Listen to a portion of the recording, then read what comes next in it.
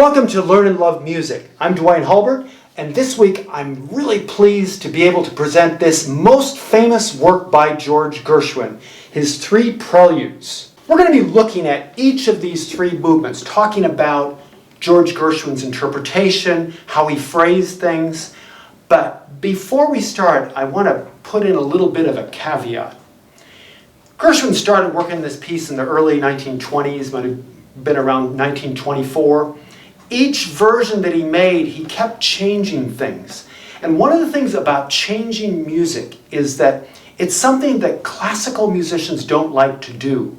But jazz musicians, they love to improvise. And I think sometimes when Gershwin changed some of the ideas in this piece as it developed, it was sort of like he was improvising. I do the same thing when I play this piece. Gershwin might write a staccato and a legato mark. I might turn it around. And this is something, too, that some of the arrangers, one woman, her name is Alice Zizzo, has a wonderful edition of all of the works of Gershwin.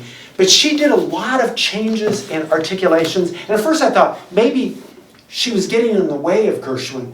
But I think Gershwin would have liked it because he did it all the time. So we're going to look at some of the articulations, phrasings, each of these movements separately, but we're going to give you some ideas about what you might like when you play this piece. They may be a little different than Gershwin or me or Alice Zizzo or any other musicians. Let's look at Prelude number 1. It starts off with something of a curtain call, I guess you could call it. It sounds like this, a single line.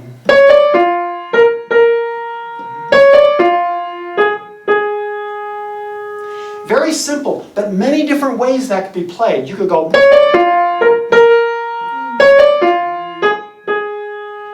And I like that feeling where you actually are on an accent rather than punching down on it. I do what I call a push-up accent. Push-up, drop. Push-up, drop. And that gives it a little bit more of a spirited feel. As we go on to the next section, you have a combination of a low bass note, which has a double octave on the bottom, marked whole octave below, 8 below, and a short chord, a 16th, followed by an 8th. And I have a lot of fun with this rhythm because I like to have 3 different types of sounds. The bass sound, the quick 16th note sound, and a slightly longer 8th note sound. Gives it some variety. Here's what it sounds like.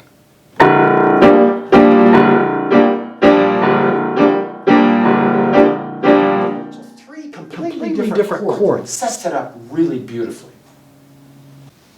And tip number 2, when you get to the second page, we have a repeated note passage, which is marked pianissimo, and it sounds like this. One of the things that I do, I observe the accent on the downbeat, but I use repeated fingers. Those of you that are pianists, you know how to use, instead of doing this, playing with the same finger, we do 4-3-2, 4-3-2. And I love doing the 4-3-2 fingering because it gives it kind of a lightness and quickness. So we put it together with the right hand, we have, and with the left hand, it sounds like this.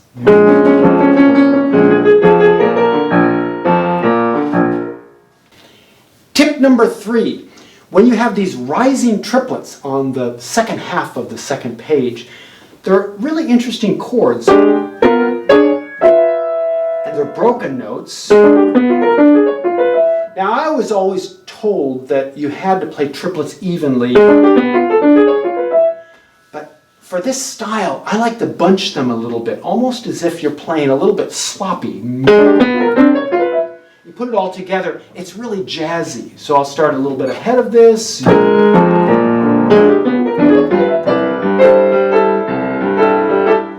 it happens again in another key. So don't worry about being really studious and exactly in rhythm. Bunch them together and have fun with them. Now we're going to look at Prelude number 2. This is a slow movement. It's a beautiful lyrical piece. It starts off with a bass line, almost like a cantus firmus, or a line underneath that continues through a lot of the piece. But in this piece we have some big stretches. One is a 10th, and I can reach the 10th, but those of you that can't can always roll it a little bit. But I like the idea of connecting the inside voice, which is this chromatic line. If I add the bass line, it sounds like this.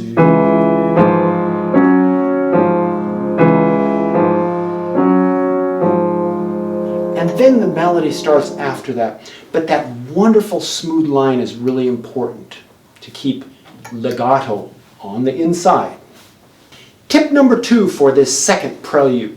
In the middle section we have some contrast. We have a change of key. We add a couple more sharps into this, and now we're in F sharp major.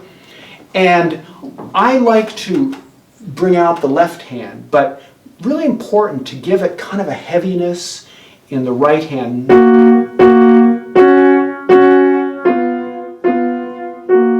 And with the left hand you have the melody.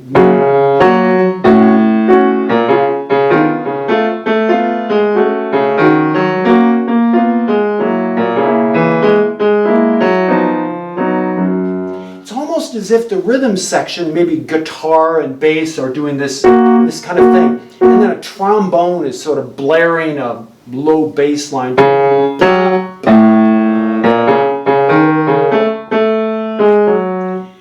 When I play this, I don't play it with the same rhythm that's written on the page. I do it in swing rhythm, which means instead of doing this, I swing everything. Add the right hand, swing.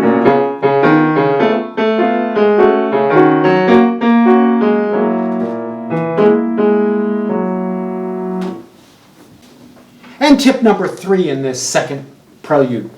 After the trombone line, we have some repeated note lines that also are very jazzy, include some more of these grace notes, and also different rhythms.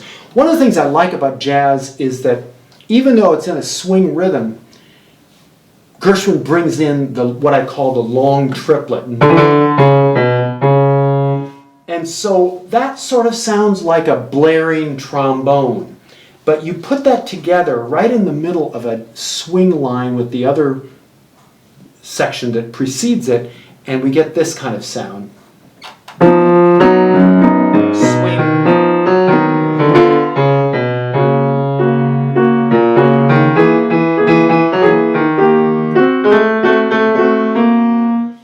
So I don't try to play in time there. I imagine that I'm a trombone player with my long slide and trying to give it a little more pizzazz with that jazz feel, which means you bend the rhythm, but you still stay within the beat from measure to measure. So let's look at Prelude number 3. It has a rhythmic motive right from the beginning, and it's sort of syncopated. One of the things interesting that Gershwin does here is that he writes a combination of 8th notes and 16th notes. The rhythm goes like this. Listen to the long notes and the short notes.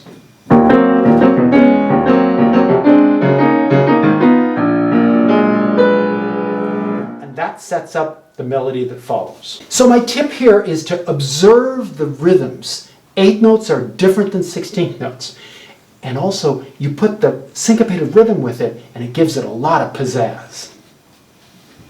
And tip number 2, follow Gershwin's markings with this wonderful legato passage that follows the introduction. All legato. And a little bit of a sidelight here. In Gershwin's original version, he did it with an 8th note pickup. But later on, he decided to do a 16th note pickup in the middle one. So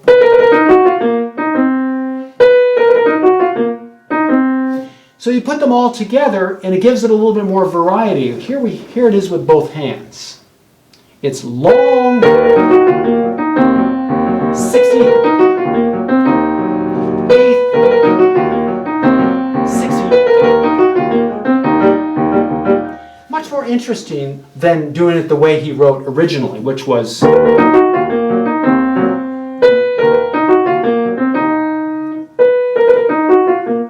So it gives it a little more energy with that 16th note. And tip number 3. When we reach the end of the piece, we hear this same theme repeated again, but this time fortissimo and with octaves. And he does phrase this one over as if it's supposed to be really smooth. And we all know that playing octaves, legato, is difficult. But what he does is, with a little pedal and a little color,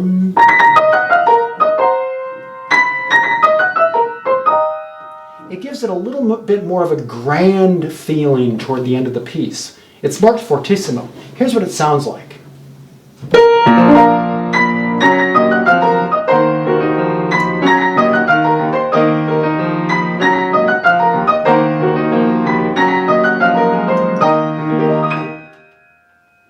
And one little bonus. At the end of the piece, you have to do this flourish that goes up. It's E flat. And it's marked with this 1, 3, 5 in the left hand, 1, 2, 5 in the right hand, and then 1, 4. In my recording, I decided to sort of go for something maybe a little bit more bravura, and what I did was this. Except I made it. What I did was this. And sometimes I think it's fun to do a little sweeping bravura ending to a piece. I changed a little bit of what Gershwin wrote, but I think Gershwin would like that sort of variety in interpretation. So I've just given you some tips on how to play these wonderful preludes of Gershwin. One of the things that I've learned is when you play music as a classical performer, you follow exactly what's written in the score. But sometimes with jazz, as is the case with Gershwin, you have to have a little bit of a sense of improvisation. And what I try to do is to throw a little bit of that in. When I was in high school, I played in a jazz band, and I remember how difficult it was to learn how to do swing rhythm. Because as classical performers, we always do everything right by the book. But I like to have a swing rhythm feel to all 3 of these movements. Just a little pointer on how to play Gershwin. Thanks for watching Learn and Love Music. Be sure that you check out our companion video where you can hear all 3 of these preludes. Thanks for watching. We'll see you next time on Learn and Love Music.